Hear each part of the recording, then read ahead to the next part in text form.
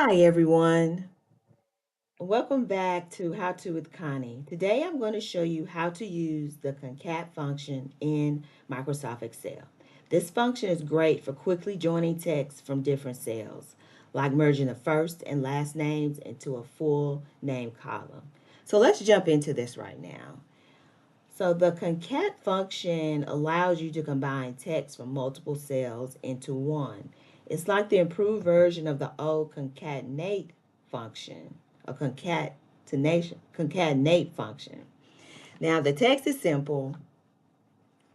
So we have our list here of names.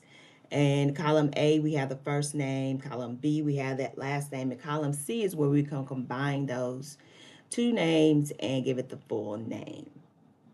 To do this, let's click into cell C2, and I'm gonna have the equal sign, and we're gonna start typing in concat, and as you see, it comes up here. We're gonna hit tab. Then we're gonna do our text one with Sarah, which is cell A2. Then I'm gonna hit a comma, and we're gonna have a space in between that. In order to have that, what I'm going to do is place in quotes. So we're going to place a quote, then I'm going to hit space, and then I'll place and type in another quote.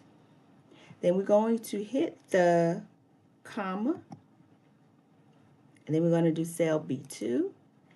Then let's hit enter, and here we go. We have Sarah Givens, the full name.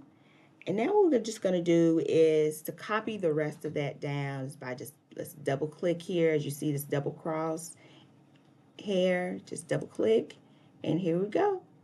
We have all of the names combined. And that's it.